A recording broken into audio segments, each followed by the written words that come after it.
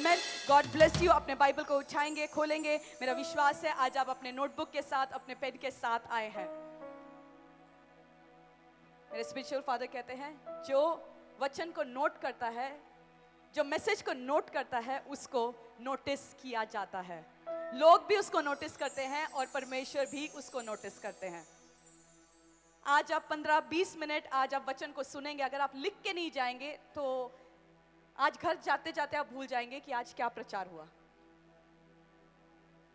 आपके बच्चे जब स्कूल जाते हैं वो सिर्फ टेक्स्ट बुक के साथ जाते हैं या नोटबुक के साथ जाते हैं? आप पूछते हैं ना, अरे बेटा नोटबुक रखा, पेंसिल रखा, पूछते हैं ना। जब बच्चा एक दिन पहले बैग रेडी करता है हम पूछते हैं नोटबुक रखा, टाइम टेबल सेट किया, पेंसिल है, पेन है, शार्पनर है, रबर है।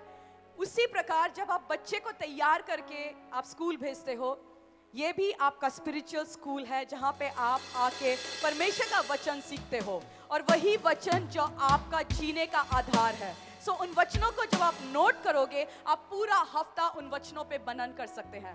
सो जब आप नोट नहीं करेंगे तो आप मनन कैसे करेंगे? तो अगली बार अपने पड़ोसी को देख के बोलिए, जब भी कलीसिया में आए अपना बाइबल जिसमें पुराना नियम और नया नियम दोनों हो, उसके साथ अपना नोटबुक और एक पेन या पेंसिल जरूर लेके आइएगा। आमेन। आइए इस टाइम, अगर आप पहली बार कलीसिया में आए हैं अपने हाथों को उठाएंगे। अगर फर्स्ट टाइम आप कलीसिया में आए हैं अपने हाथों को उठाएंगे। पहली बार आप कलीसिया में आए हैं, ऊंचा उठाइए। मैं आपसे आज क्वेश्चन नहीं पूछूंगी, ऊंचा उठाइए। अगर आप पहली बार कलीसिया में आए हैं, जोरदार तालियों के साथ इनका स्वागत करेंगे। कलीसिया मिलके जितने लोग पहली बार आए हैं इनका स्वागत करेंगे। मैं स्वागत करना चाहती हूँ प्रभु यीशु मसीह के सामर्थी नाम से। वो प्रभु यीशु मसीह जो मारा गया, वो गाड़ा गया और तीसरे दिन वो आपके और मेरे लिए जी उठा मसीहा है। एक बार पड़ोसी को देख के बोलिए, क्या तू विश्वास करता है कि यीशु तेरे लिए जी उठा? क्या तू विश्वास करती है कि यीशु तेरे लिए जी उठा? क्या तू विश्वास करता है कि यीशु आज तुझे चंगा करके भेजेगा? क्या तू विश्वास करती है कि यीशु आज तुझे डिलीवर करके भेजेगा? क्या तू विश्वास करती है कि जिस परिस्थिति के साथ तू आया है, तू आई है, तू आज सेम वापस नहीं जाएगी? अगर आप विश्वास करते हो एक बार जोर से हालेलुया बोल दीजिए और बोलिए मैं विश्वास करती हूँ, क्योंकि जितना ऊंचा आपका हालेलुया और आमेन होगा उतनी बड़ी आज आशीषों के साथ आप वापस जाएंगे। जितना ऊंचा आमेन उतनी बड़ी आज आपकी गवाहियां होंगी। आमेन आमेन आमेन आमेन आमेन। एक वचन को पढ़ेंगे रोमियो 12 का 1 और 2। रोमियो 12 का 1 और 2। इसलिए हे भाइयों, मैं तुमसे परमेश्वर की दया स्मरण दिलाकर विनती करता हूं कि अपने शरीरों को जीवित और पवित्र और परमेश्वर को भावता हुआ बलिदान करके चढ़ाओ। यही तुम्हारी आत्मिक सेवा है। इस संसार के सदृश न बनो, परंतु तुम्हारे मन के नए हो जाने से तुम्हारा चाल चलन भी बदलता जाए, जिससे तुम परमेश्वर की भली और भावती और सिद्ध इच्छा अनुभव से मालूम करते रहो। एक और बार पढ़ेंगे। इसीलिए हे भाइयों, मैं तुमसे परमेश्वर की दया स्मरण दिलाकर विनती करता हूं कि अपने शरीरों को जीवित, पवित्र और परमेश्वर को भावता हुआ बलिदान करके चढ़ाओ। परमेश्वर हमसे एक्सपेक्ट क्या करता है? कि हम अपने शरीरों को जीवित बलिदान के रूप में पवित्र करके परमेश्वर के सामने चढ़ाएं। और जैसे मैंने पहले आपको बोला कि परमेश्वर ने आपको बुलाया है, आपको चुन के अलग किया है, इसलिए अपने बुलाए जाने को तुच्छ ना समझो। आप विश्वास करते हैं परमेश्वर ने आपको बुलाया या नहीं बुलाया?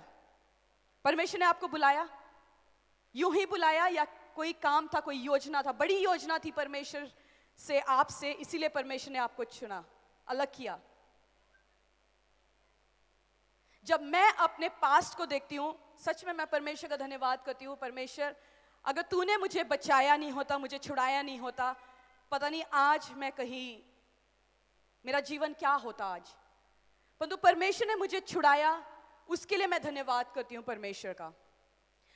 2007 में मैंने कलीसिया जाना शुरू किया और कलीसिया इसीलिए जाना शुरू किया क्योंकि मैं गलत संगतियों में थी, मैं गलत लोगों के बीच में थी, मैं पापों में थी, मैं गलत कार्यों में थी और परमेश्वर ने मुझे वहां चुन लिया।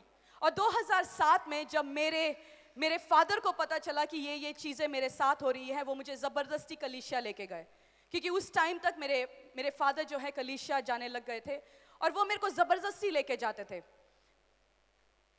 और कई महीनों तक मैं उनको कोई ना कोई एक्सक्यूज देती जाती थी कि इस संडे मैं क्यों चर्च नहीं जा सकती। परंतु मैं धन्यवाद करती हूँ कि मेरे फादर ने मेरा हाथ नहीं छोड़ा, जबरदस्ती पकड़ के मुझे वो कलीसिया लेके जाते थे।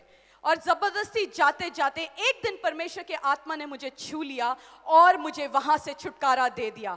इसीलिए जितने पेरेंट्स यहाँ बैठे हैं, मैं आपसे ये कहना चाहती हूँ, आपका बच्चा, आपका बेटा, आपकी बेटी चाहे जबरदस्ती ही क्यों ना हो, उसको पकड़ के चर्च लेके आओ, क्योंकि आप नहीं जानते किस दिन पवित्र आत्मा उसको छुएगा। आप बोलते हैं कि पास जी मेरा बेटा या मेरी बेटी वो नशों में है, गंदे कामों में है, वो गलत चीज़ों में है, गलत संगतियों में है। आपने कुछ नहीं करना, उसको ज़बरदस्ती पकड़ के लेके आओ चर्च, उसको समझाओ, उसको लेके आओ चर्च और परमेश्वर उसको छुएगा।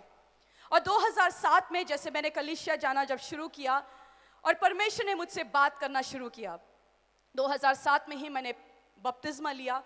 और बपतिस्मा लेने से पहले ही मुझे पवित्र आत्मा का अभिषेक, जो स्पीकिंग इन टंग्स, पवित्र आत्मा का वरदान मुझे मिल चुका था।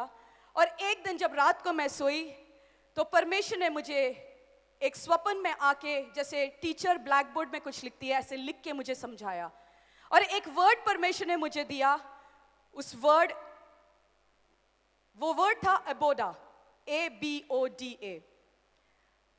और मैंने जब रात को वो सपना देखा, मुझे ऐसा लगा कोई स्कूल टीचर आके ब्लैक बोर्ड में लिख के मुझे समझा रही है और बड़े बड़े अक्षरों में लिखा ABODA।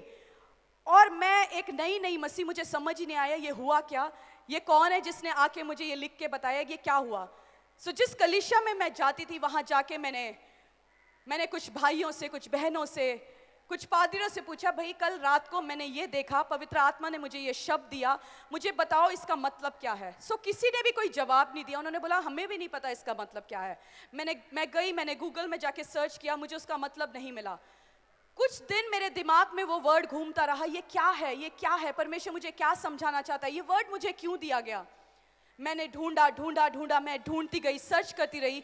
और एक दिन जब सर्च किया, उसका मतलब मुझे समझ आया कि तुझे परमेश्वर की सेवा करनी है। एबोडा, तुझे परमेश्वर की सेवा करनी है। वो एक हिब्रू वर्ड है। और मैं परमेश्वर का धन्यवाद करती हूँ, मैं एक नई मसीह, नए विश्वास में बपतिस्मा अभी लिया और परमेश्वर ने मुझे चुन लिया अपने सेवा के लिए। और उस दिन से मैंने निर्णय ले लिया कि अब से मैं परमेश्वर की सेवा करूंगी। मैं बाहर जॉब कर सकती थी, बहुत अच्छा मैं सैलरी पे ले सकती थी। आज भी जैसे आप जानते हैं कि मैं और पास जी सेवकाई के साथ साथ अपना बिजनेस भी हम चलाते हैं। आज भी हम चाहते हैं तो हम लाखों करोड़ों रुपए अपने बिजनेस से कमा सकते हैं, परंतु हमने प्रथम स्थान परमेश्वर की सेवा को दे रखा है।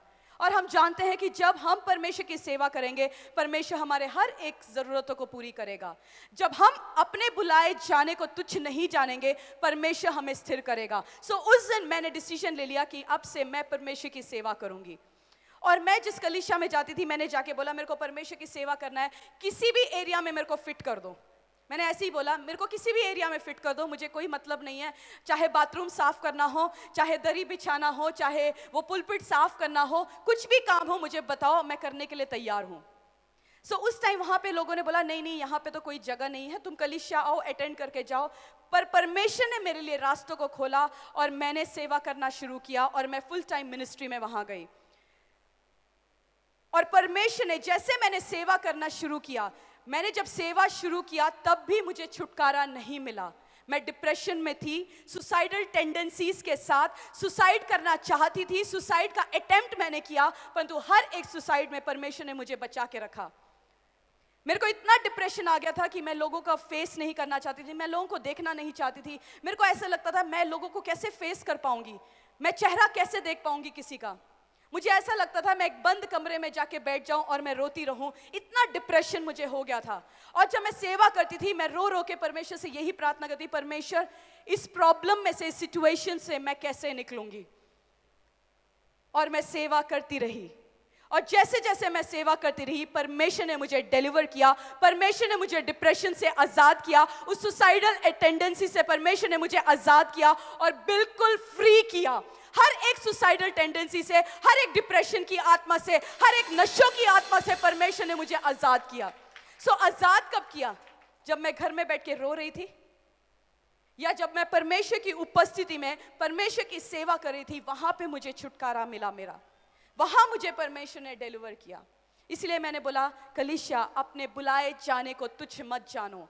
जो बुलाहट परमेश्वर ने आपको दी है उसको तुच्छ मत जानो। परमेश्वर ने आपको बुलाया है, वो कोई आम बात नहीं है। आपको इसीलिए बुलाया है क्योंकि परमेश्वर आपके जीवन से कुछ करना चाहता है। और 2008 में हमारी शादी हुई बहुत ही एक अद्भुत रीति से हुई। और मैं परमेश्वर का धन्यवाद करती हूँ कि मैंने जो खोया उससे कहीं ज्यादा बेस्ट परमेश्वर ने मुझे दिया, कहीं ज्यादा बेस्ट परमेश्वर ने मुझे दिया। और जो मेरे पास्ट को जानता था, मेरे पास्ट को जान के उस व्यक्ति ने मुझे स्वीकार किया और उसके बारे में कभी कोई डिस्कशन नहीं हुआ। और 2008 में हमारी शादी हुई। मैंने 2013-14 तक मैंने फुल टाइम सेवकाई की। उसके बाद मेरा दिमाग और हमारे परिवार का भी दिमाग घूम गया। अरे सेवा क्यों करते हैं, इतना प्रॉब्लम है, इतनी परेशानी है। जब हमें ब्लेसिंग मिलना शुरू हो जाता है तब हमें लगता है कि हमें अब सेवा करने की जरूरत नहीं है। जब हमें आशीष मिलता है, हमें छुटकारा मिल जाता है, हमारा डिलीवरेंस हो जाता है, हम फाइनेंशियल टेस्टिमनीज हमारे जीवन में आती हैं, जिन गवाहियों के साथ, जो बीमारियों के साथ हम आए थे, परमेश्वर हमें छुटकारा देता है, हमें हील करता है, चंगा करता है। उसके बाद हमें लगता है हमें इसकी ज़रूरत क्या है, हमें सेवा करने की ज़रूरत क्या है। 2013-14 में मैंने सेवा करना छोड़ दिया और उसके बाद से फिर प्रॉब्लम्स हमारे जीवन में शुरू हो गई।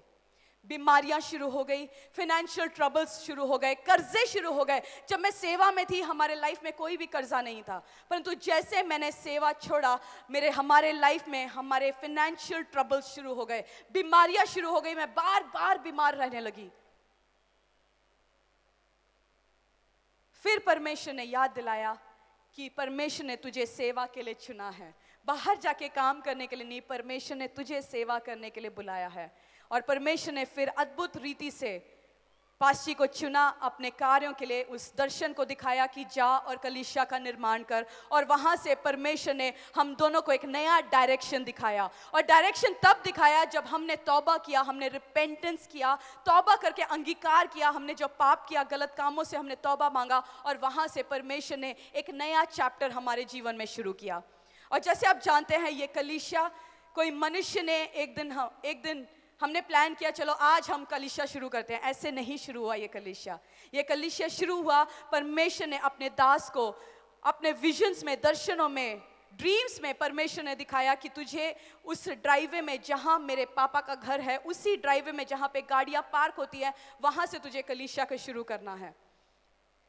और एक रात जैसे हमने कलीसिया शुरू करने का प्लान किया, एक रात मैं सो रही थी और वही दर्शन, ब्लैक बोर्ड में एक टीचर आया और टीचर ने कलीसिया का नाम दिया temple of the most high God church. और ये कलीसिया का नाम भी कोई ऐसा नाम नहीं है कि मनुष्य ने रखा, परंतु पवित्र आत्मा ने खुद ये नाम दिया, temple of the most high God church. और परमेश्वर अद्भुत रीति से कार्य करता है। मैं आपसे ये कहना चाहती हूं कि अपने बुलाए जाने को तुच्छ ना जानो, अपनी बुलाहट को तुच्छ ना जानो। परमेश्वर ने जो आपको बुलाया है, आपको चुना है, आपको अलग किया है, वो एक बड़ी योजना के तहत है। आप सोचते हो कि मैं क्या कर सकता हूं, मैं तो एक आम लड़की हूं, मैं आम लड़का हूं, मैं परमेश्वर के लिए क्या काम कर सकती हूं। एक और बार पढ़ेंगे रोमियो 12:1 और 2। रोमियो 12:1 और 2। आप सोचते हो ना, मैं सेवा तो करना चाहती हूँ पर वो कैसे करूँ, क्या करूँ, पास्टर मुझे गाइड करो, मैं क्या करूँ। और कुछ लोग ऐसे समझते हैं कि परमेश्वर के दास इसीलिए लोगों को सेवा करने के लिए कहते हैं क्योंकि उनको फ्री वॉलंटियर चाहिए, है ना। कुछ लोग ऐसे सोचते हैं कि परमेश्वर के दास, पास्टर्स इसीलिए बोलते हैं लोगों को सेवा करो क्योंकि उनको फ्री वॉलंटियर्स चाहिए। परमेश्वर के दास जो पास्टर्स हैं आपको इसीलिए सेवा करने के लिए बोलते हैं अपने एक्सपीरियंस के द्वारा, क्योंकि वो जानते हैं आपका छुटकारा, आपका चंगाई, आपका डिलीवरेंस तभी होगा जब आप सेवा करना शुरू करेंगे। जिस प्रकार मुझे छुटकारा, मुझे डिलीवरेंस तब मिला जब मैंने सेवा करना शुरू किया। कलीसिया को कोई भी चीज की कमी घटी नहीं है। आज कोई एक कम होगा तो परमेश्वर 10 लोगों को और रेज अप करता है। वो अपने कार्यों को कभी भी नष्ट नहीं होने देता। वचन कहता है मैं अपने कलीसिया को खुद निर्माण करता हूं, and the gates of hell शिल नॉट प्रिवेल अगेंस्ट इट। परमेश्वर ने पतरस को बोला, पतरस मैं तेरे ऊपर कलीसिया का निर्माण करूंगा और अधोलोक की फाटक उसको कभी भी नाश और खत्म नहीं करने देगी। क्या आप कलीसिया के साथ मिलके आप अपनी चंगाई लेना चाहते हैं? आज आप अपना छुटकारा लेना चाहते हैं, आप डिलीवरेंस को लेना चाहते हैं? ये आपका डिसीजन है, आपका कॉलिंग है। और जैसे मैंने बोला, आप सेवा करना चाहते हैं, परंतु कैसे करेंगे? क्या है सेवा? कैसे मैं सेवा करूं? पासी मैं क्या करूं? मेरी इच्छा तो है, मैं सेवा करना चाहती हूं, तो करूं क्या? रोमियो 12:1 वचन कहता है, पौलुस ने बोला, इसीलिए हे भाइयों मैं तुमसे परमेश्वर की दया स्मरण दिलाकर विनती करता हूं कि अपने शरीरों को जीवित, पवित्र और परमेश्वर को भावता हुआ बलिदान करके चढ़ाओ। पहली सेवा आपकी यही है। पहली सेवा क्या है आपकी? कि अपने शरीरों को एक जीवित बलिदान के रूप में परमेश्वर के सामने चढ़ाओ। आप जानते हैं कि आपका शरीर पवित्र है, वो परमेश्वर का मंदिर है। जब आप गलत काम करते हैं, यीशु को जानने के बाद भी अगर आप गलत काम करते हैं, आपको नशों से परमेश्वर ने छुड़ाया, गंदे कामों से परमेश्वर ने आपको छुड़ाया। आप एक टाइम था, आप जब मुंह खोलते थे तो 10 गालियां बोलते थे, परंतु परमेश्वर ने आपको छुड़ा के अलग किया। वचन कहता है अपने बुलाए जाने को तुच्छ ना जानो, और वचन कहता है अपने शरीरों को जीवित बलिदान के रूप में परमेश्वर के सामने चढ़ाओ, पवित्र करके परमेश्वर के सामने चढ़ाओ। वचन कहता है जैसे मैं तुम्हारा परमेश्वर पवित्र हूं, तुम भी पवित्र बनो। पवित्रताई में हमें चलना है। कितने लोग डिसीजन लेते हैं कि आज हम पवित्रताई में चलेंगे? वो गंदे कामों से जो परमेश्वर ने हमें छुड़ाया, वो गालियां, एक टाइम हम एक सेंटेंस बोलते थे, उसमें 10 गालियां बोलते थे। आज भी यीशु को जानने के बाद, बपतिस्मा लेने के बाद, यीशु को अपने उद्धारकर्ता परमेश्वर के रूप में स्वीकार करने के बाद भी हम वही काम करते हैं। उसी नशों में, गलत कामों में हम जाके फंस जाते हैं और फिर हम बोलते हैं परमेश्वर मैं तेरी सेवा कैसे कर सकता हूं? पहला क्या है? अपने शरीरों को जीवित बलिदान के रूप में पवित्र होकर परमेश्वर के सामने चढ़ाना है। उसके बाद वचन कहता है आगे, यही तुम्हारी आत्मिक सेवा है। इस संसार के सदृश ना बनो। इस संसार के, ये संसार जो आपको ऑफर करता है, ये संसार के कपड़े जो आपको ऑफर करते हैं, ये संसार का नशा जो आपको ऑफर करता है, ये संसार के गंदे काम जो ऑफर करते हैं, उसके सदृश न बनो, परंतु अपने आप को पवित्र करके आगे चलो। परंतु तुम्हारे मन के नए हो जाने से तुम्हारा चाल चलन भी बदलता जाए। वचन कहता है तुम्हारे मन के नए हो जाने से तुम्हारा चाल चलन क्या होना चाहिए? सेम। हमारा मन तो नया हो गया, हमने बपतिस्मा ले लिया, हमारा मन तो नया हो गया, परंतु हमारा चाल चलन अभी भी पुराना चाल चलन है।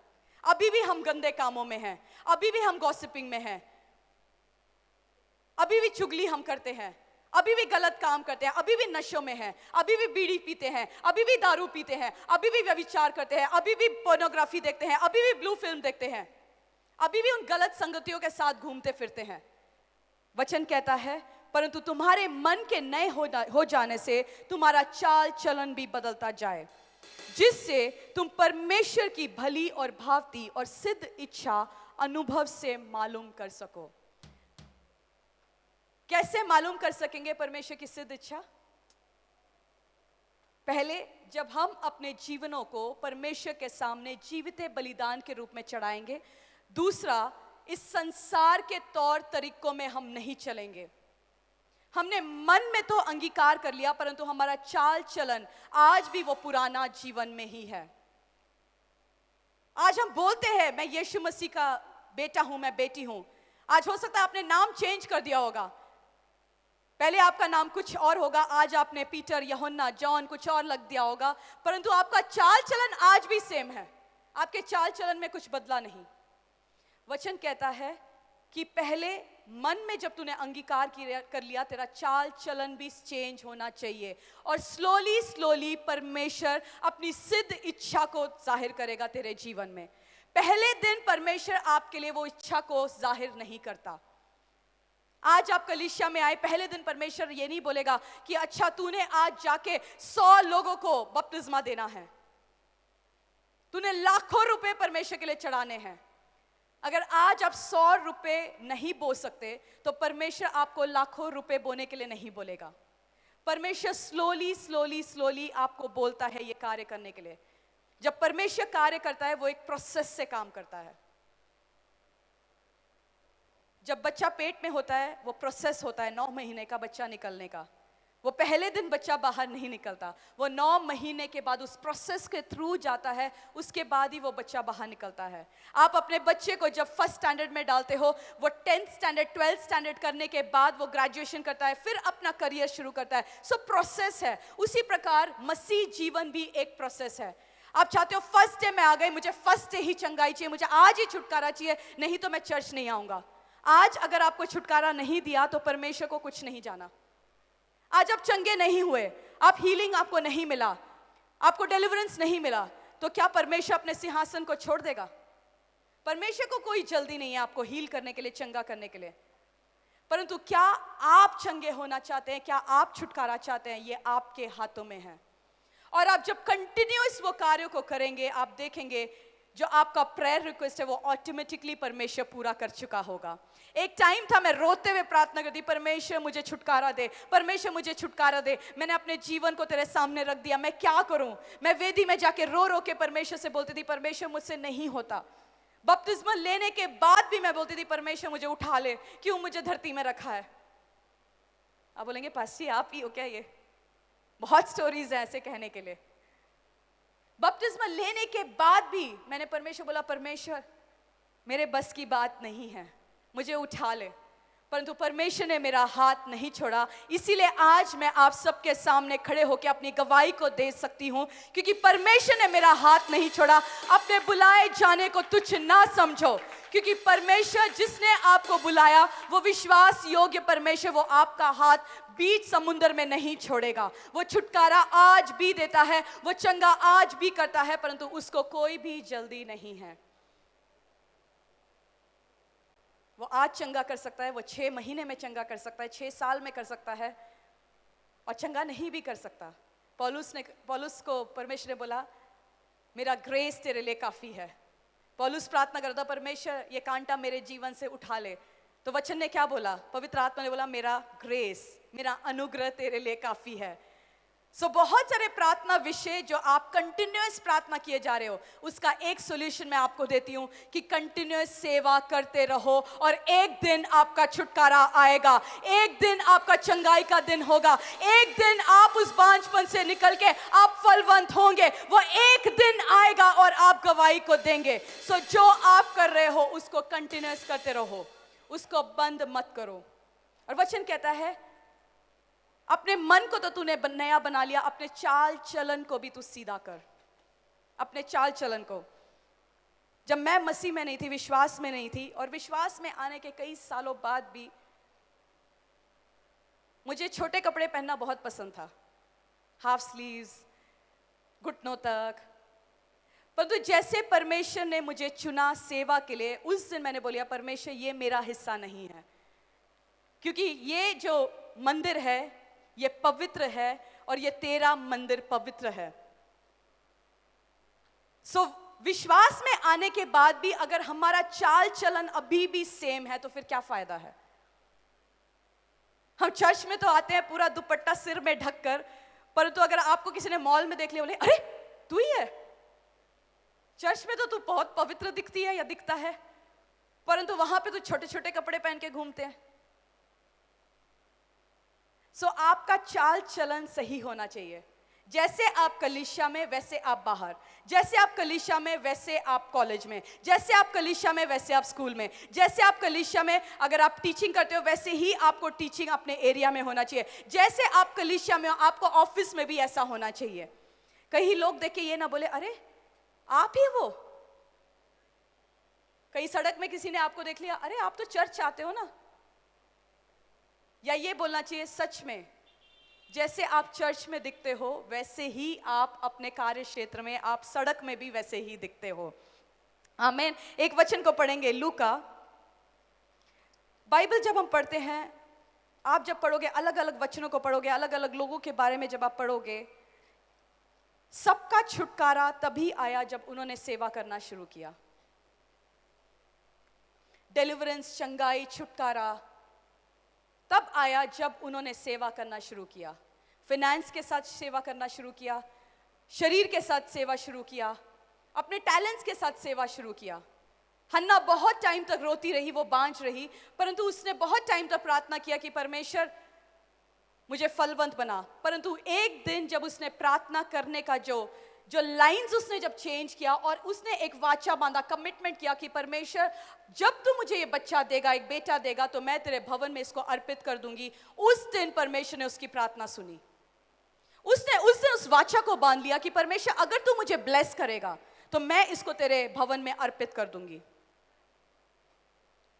और वचन में अलग अलग जगह हम देखते हैं लोगों ने अलग अलग लोगों को चुना और जैसे जैसे उन्होंने सेवा किया, छुटकारा उनका पोषण हुआ। एक ऐसे फैमिली के बारे में, एक हस्बैंड और वाइफ के बारे में आज हम पढ़ेंगे, लूका 1:5 से। लूका 1, वर्शिप टीम में से, क्वायर में से अगर कोई भी एक व्यक्ति पढ़ दे, लूका 1:5 से लेकर 19 तक हम पढ़ेंगे। अपने बाइबल को खोल दीजिए, लूका 1:5 से लेकर 19 तक।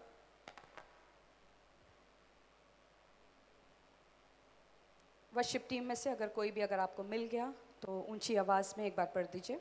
बहुतों ने उन बातों का जो हमारे बीच में बीती हैं इतिहास लिखने में लूका हाथ लगाया है। 1:5 से।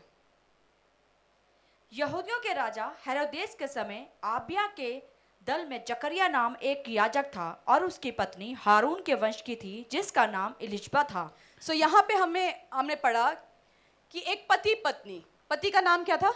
जकरिया, और पत्नी का नाम क्या था? एलिशिबा। ये दोनों परमेश्वर के दास याजक लोग थे। और आप पहले इसमें लिखा है अबिया के दल में जकरिया नामक का एक याजक था। अबिया का दल जो है वो एक याजक का दल है। जब आप पहला इतिहास 24 पढ़ोगे, दाऊद ने वो डिविजन्स को बनाया था कि ये लोग परमेश्वर के भवन में याजक के रूप में और प्रीस्ट के रूप में, लेवी के रूप में कार्य करेंगे। सो याजक अलग थे और लेवी लोग अलग थे। जो याजक लोग थे परमेश्वर के भवन में, जो परमेश्वर के जो रस्म थे, जो कार्य था, ड्यूटी था, वो करते थे। और जो लेवी लोग थे वो याजक लोगों को मदद करते थे। और जकरिया और एलिशिबा जो थे वो एबिया के दल, मतलब वो याजक लोग थे जिसको परमेश्वर ने चुना था अपने भवन में कार्य करने के लिए। और आगे पढ़िए सिस्टर। वह दोनों परमेश्वर के सामने धर्मी थे और प्रभु की सारी आज्ञाओं और विधियों पर निर्दोष चलने वाले थे। उनके कोई भी संतान ना थी क्योंकि एलिशबा। तो यहाँ पे वचन कहता है कि दोनों परमेश्वर के सामने धर्मी, सारे आज्ञाओं और विधियों पर निर्दोष चलने वाले थे और उनका कोई भी संतान नहीं था क्योंकि एलिशिबा बांझ थी।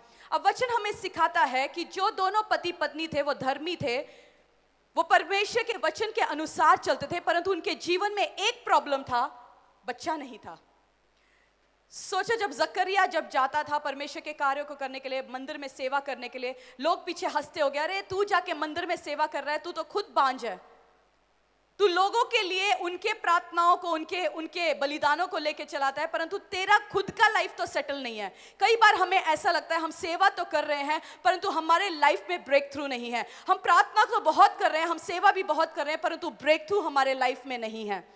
जकरिया और एलिशिबा के लाइफ में भी ऐसी एक सिचुएशन था। प्रार्थना विषय बहुत बड़ा था, परंतु वचन कहता है वो धर्मी थे, वो परमेश्वर के वचन के अनुसार चलने वाले थे। और उस टाइम जकरिया चाहता था तो अपने पत्नी को डिवोर्स देके वो दूसरी शादी कर सकता था, पर उसने ऐसा नहीं किया।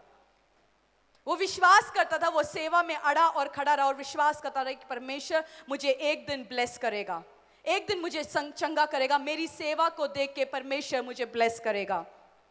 और आगे हम पढ़ते हैं कि एक दिन जब जकरिया का टर्न हुआ मंदिर में जाके वो कार्य को करने के लिए, जकरिया जब उस दिन मंदिर में गया और वो उन कार्यों को कर रहा था, जब उसने धूप चढ़ाया, धूप चढ़ाते हुए उसने देखा कि एक स्वर्गदूत उतर के आया और घबरा गया।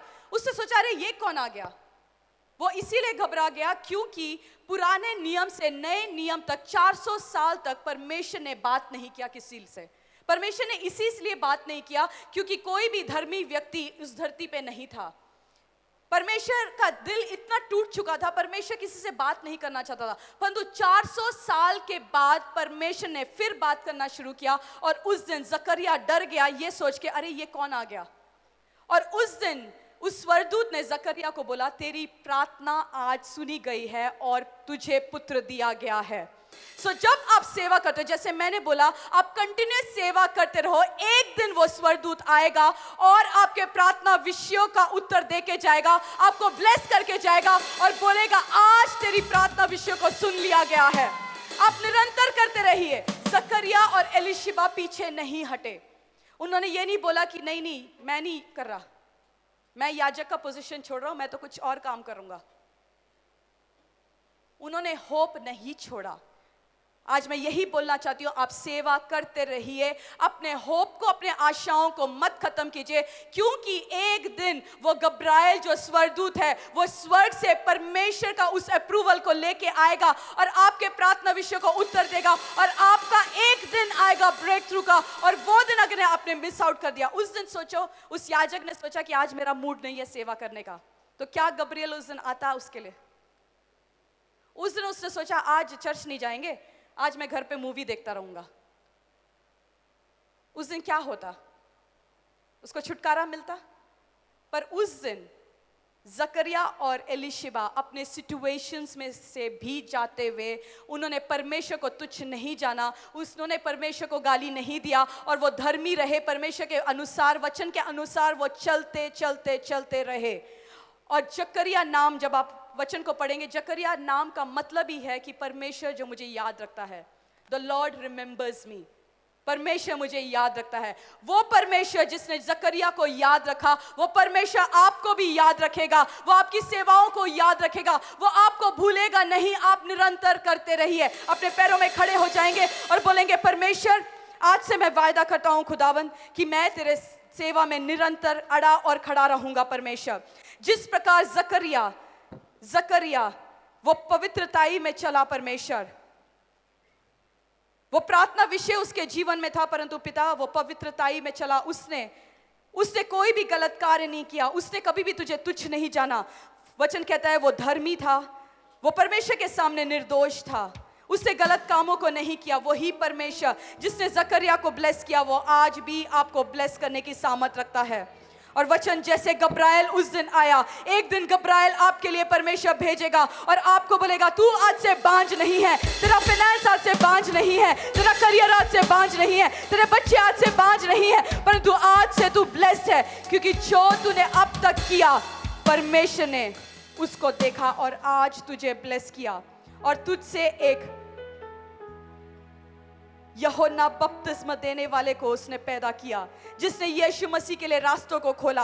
आपका ब्लेसिंग आपके लिए रास्तों को खोलेगा। जिस प्रकार यूहन्ना द बपतिस्म देने वाले के लिए, यीशु के लिए उसने रास्तों को खोला, आज आप जब सेवा करते रहेंगे लगातार, परमेश्वर आपके ब्लेसिंग को ऐसे भेजेगा कि वो आपके रास्तों को खोलेगा। अपने हाथों को उठाइए, अंगीकार कीजिए, परमेश्वर आज से मैं पवित्रताई में चलूंगा, आज से मैं पवित्रताई में चलूंगा। परमेश्वर तेरे वचनों के अनुसार मैं चलता रहूंगा परमेश्वर, और अपने बुलाए जाने को मैं तुच्छ नहीं जानूंगा। एक और वचन को पढ़ेंगे, पहला कुरिन्थियों उस पहले का 26, फर्स्ट कुरिन्थियंस, पहले कुरिन्थिया 1:26। हे भाइयों, अपने बुलाए जाने को तो सोचो कि ना शरीर के अनुसार तुम बहुत ज्ञानवान और ना बहुत सामर्थी और ना बहुत कुलीन बुलाए गए, परंतु परमेश्वर ने जगत के मूर्खों को चुन लिया कि ज्ञान वालों को लज्जित करे, और परमेश्वर ने जगत के निर्बलों को चुन लिया कि बलवानों को लज्जित करे, और परमेश्वर ने जगत के नीचों और तुच्छों को, वरन जो है भी नहीं उनको भी चुन लिया कि उन्हें जो है व्यर्थ ठहराए। वचन कहता है, हे लोगों, हे भाइयों, अपने नाम को उठाते हुए बोलिए, हे रति, हे प्रीति, हे संध्या, जो आपका नाम है उसको लेके बोलिए, अपने बुलाए जाने को तो सोचो कि ना शरीर के अनुसार तुम बहुत ज्ञानवान हो, तुम शरीर के अनुसार कोई ज्ञानवान नहीं हो, और ना तुम सामर्थी हो, और ना बहुत कुलीन बुलाए गए हो, परंतु परमेश्वर ने जगत के मूर्खों को चुन लिया। आज बोलिए, परमेश्वर तूने मुझ जैसे मूर्खों को चुन लिया ताकि तू उन ज्ञान वालों को लज्जित कर सके। तूने मुझ जैसे मूर्खों को, जो मेरे अंदर कोई भी क्वालिटी नहीं है, कोई भी क्वालिटी नहीं है, परमेश्वर तूने मुझे चुन लिया ताकि उन ज्ञान वालों को लज्जित कर सके। और तूने बोला, अपने बुलाए जाने को तुच्छ ना समझो, तूने मुझे बुलाया उसको तुच्छ ना समझो। आज अपने हाथों को उठा के बोलिए, परमेश्वर जो तूने मुझे बुलाया, मैं अपनी बुलाहट को तुच्छ नहीं समझता। परमेश्वर, वचन कहता है वी आर नॉट वाइज, हम बुद्धिमान नहीं हैं, हम सामर्थी नहीं हैं, हम पवित्र नहीं थे जब हम बुलाए गए, परंतु परमेश्वर ने अपनी धार्मिकता को हमारे जीवन में स्थापना किया। परमेश्वर ने हमें छुटकारा दिया, परमेश्वर ने हमें उस तुच्छ में से, उस निर्बलों में से परमेश्वर ने हमें चुन लिया।